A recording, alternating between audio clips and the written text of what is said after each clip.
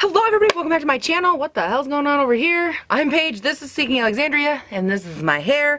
And you guys, today, you know it's here. It is part 2 of the Tarte Shape Tape Foundation. Today we are looking at the hydrating version. As you guys know, I do have oily skin. However, I recognize that a lot of people, and this is a complaint that I've heard a ton, is that just because you have oily skin doesn't mean that we want, you know, all the moisture sucked out of our face. Sometimes there's actually something to be gained by trying a hydrating formula, seeing if you like it, maybe mixing it with a matte formula. I mean, there is a lot that you can do there. There's a lot to be said. Just, again, for trying it out, seeing the formula. And it gives you guys an idea, too. Maybe, like, what if your combination? This way I'll be able to say, hey, like, dude, don't even try it. Or, you know, it wasn't so bad. And I think we can kind of get an idea from there. What do we think of these? Okay, sorry. They're moving around, and I can, like, see them in my mirror over here. And it's like, oh, they keep distracting me. Anyways, you guys, in yesterday's video, I did talk in painful, long and exploded detail about the matte version of this. I talked a lot about my feelings on the shade range, the release, all of that. But again, I do want to try out the hydrating formula for you guys and let you know kind of my thoughts on it. So I just want you guys to know, again, if you didn't watch yesterday's video and you know, want to get all my thoughts on this and how I feel about the foundation and the way they launched it and my feelings about this whole conundrum as a whole, go ahead and watch that video. I'll link it down below for you guys so you can watch it. I definitely have a lot of thoughts on it.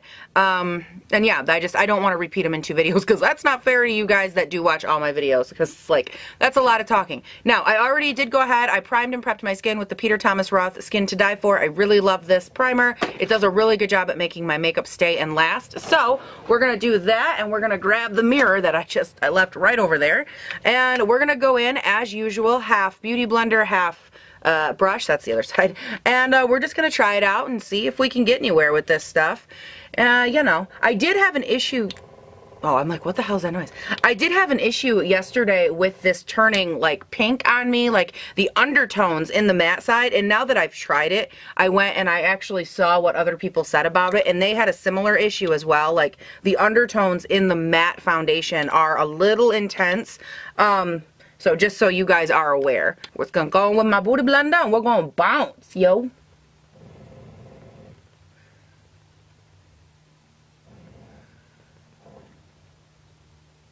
Okay, so this is not nearly as full coverage as the other one. Like, I'm just noticing, and again, my acne right now actually isn't that bad. So thank God for that, but like, even my light redness, like, I have a little bit of redness through here that's not getting really covered. This is very light to light coverage, you know what I mean? Like, there's not much coverage to be had here at the moment. Maybe though, when we go in with a brush on this side, which we gonna do right now, maybe we can up the coverage game a little bit here. All right, Y6 for Y6? Yeah, Y6 for Morphe. Let's just go ahead and kind of buffer on out and see what we get. This one is actually, like, you know how a matte foundation, it dries down a little bit quicker when you're working with it, and it can be a little bit tough to manipulate? For some reason, this is actually doing that a little bit to me. Yeah, this is hydrating.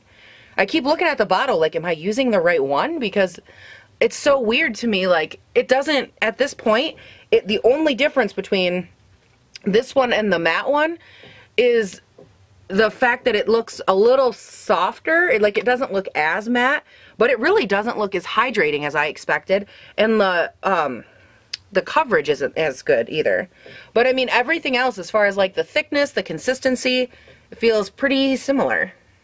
I'd say that it layered up a little bit better. I do have a little bit more coverage in one pass with the brush, so I'm definitely going to go ahead and build up both sides with a brush a little bit. Okay, so as far as coverage goes, here's what's a little frustrating. I know I did get a little bit better coverage when I was able to build it up with a brush, but what's frustrating is that I had to go back over it with a Beauty Blender to kind of, you know, smooth it out because it was looking a little like the texture from the brush was really picking up on this foundation. And now I feel like, I don't know, like, it took away the coverage when I had to go back over it with the Beauty Blender, but if I hadn't went over it with the Beauty Blender, I'd have texture, so that's a little bit annoying. But as far as how it's sitting on the skin, it actually is sitting quite beautifully, and I'm starting to see, like, that hydrated effect on the skin. You can see it a lot through here. Again, it's not something, like, I worry about not how it looks now because it's a hydrating foundation. For me, the true test will be in like 5 hours. What does it look like in 5 hours? Let me go ahead. I'm gonna go ahead and shape tape. I want to keep this video a little bit shorter. So I'm gonna shape tape do the rest of my face, and I'll pop back on at the end and we will talk. But so far it's definitely looking a lot more like dewy, luminous, but my pores through here look really good. I will say the difference so far that I'm seeing is that the hydrating one looks more like into the skin than the matte one. The matte one appeared a lot thicker, maybe a little cakier, and it didn't sit inside and on my pores as well as the hydrating one does. So that's interesting. So anyways, let me go ahead. I'm going to finish up my face. I'm going to try to beat some coverage onto some of these areas that are not so covered. And I'll check you back in here in just a second. Alright guys, I did go ahead, I finished up my makeup, and I obviously just like threw on a bunch of whatever. The eye makeup I'm wearing is from the Carity Posh palette. That gold I could only resist for so long. And then on my lips I threw on like some crooked lipstick. It's one of my old Lorac double-ended gloss and lipsticks from the Pirates of the Caribbean collection. Now let's real quick, I am like running late of course, so I've got to dart out the door. But the one thing that I was like super irritated with is that this foundation, after I went through and I got it set and everything, you know, I feel like I did, you know, my normal routine. And what I thought was frustrating is that the colors that I was blending on top of it, they are not sticking. Like on my nose, all my foundation started to like come off my nose, which is so frustrating because no matter if it's hydrating or not, that's irrelevant. Like it should still stick to my nose.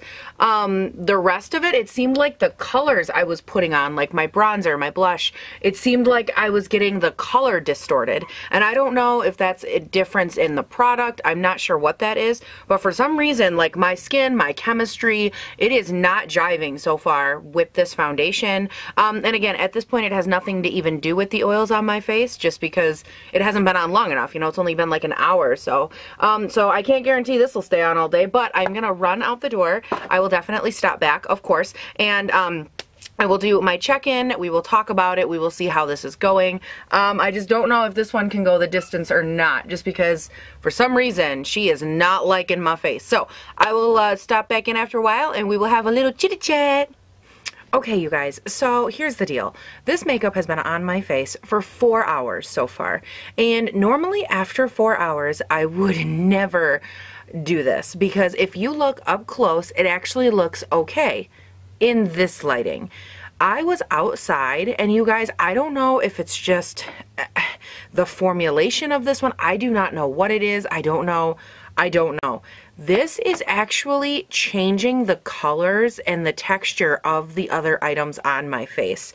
I have actually never had it happen like this before, and the problem I have is that, again, in here with these lights and stuff, with artificial light, everything looks okay. I was outside and my like contour area right in here looked dirty. Not like brown, dirty like dishwater brown, first of all. Second of all, my highlight looked so freaking textured, and I made sure I used all the exact same products yesterday that I used today to compare these two foundations. And I think the only thing I can chalk, oh, and I had to put on this scarf because when I got into real lighting, it turned pink right here. Like literally there was a straight up mask of like a pink shade and then my actual skin color. You guys, it looked so ridiculous, so I had to put a scarf on. Like for some reason, and again, it could just be me, my natural undertones, my natural something that's not jiving with this foundation, but in real, actually, you know what? Hold on. I wonder if I take you guys with me and I go find real light. Hold on. So right now I am in a ton of real light. Like I can literally barely see the camera, but I'm hoping that it picks up like, oh, look at all that, like, oh my God, it looks so ridiculous in real life. Like I think in this shot right now, my highlight actually looks kind of popping, but you can see like the dirty look right in here and how unblended it looks. You can see right here how it looks like the highlight is just so off. I mean, I don't know if it's just me. I honestly don't know at this point if I'm ever going to get this to show up on camera, but literally like this whole area looks insane in real life. Like in harsh or any kind of direct light, it just looks so bad. So, I mean, don't get me wrong. I guess it doesn't look awful. Again, in this kind of lighting, it actually looks quite nice. My pores look okay, and I have no idea what that clip is going to look like, if it even shows what I'm trying to convey. But as of right now, it's like, if I didn't have to leave, if I wasn't going anywhere today, then I would say, yeah, fine, this foundation is great. I didn't have any issues with it. But I can't go out into the real world. Oh God, like, oh my God, even on the side of my nose, it's getting so cakey. Like, I don't know. Again, this could just be me and the way my face chemistry is working with this. But you guys, I do not care for this one. And surprisingly enough, it has nothing to do with the fact that I have oily skin. It's just this is not setting on my face well. It's not mixing like color-wise with my skin chemistry. I don't know. I'm not a fan. As far as the two of them side by side, which I talked about this again in yesterday's video. I showed you a clip. I swatched both of them next to each other. I'll do that again in this video as well, so you guys can see them in case you didn't watch yesterday's video. This is the matte version in the shade Fair Neutral. Okay, and this is the one I wore all day yesterday. It actually wore really well on my skin. I was actually very shocked at how not cakey it was. Like, I was really shocked. It looked really cakey in the beginning of the day, but as the day went on, it looked pretty decent. And then this is the one I'm wearing today in the shade Porcelain. You guys, I hope you have a great day, night, weekend, whatever it is when you're watching this. Don't forget to check out my, that thing down there, description box, there we go, for all my social media handles. And yeah, I'll see you guys all in the next one. I love these earrings. They just like caught my eye and I'm like, what is that? Anyways, I'll talk to you guys all later. Bye. The Tarte saga is over. Goodbye. Peace out. I'll see you later.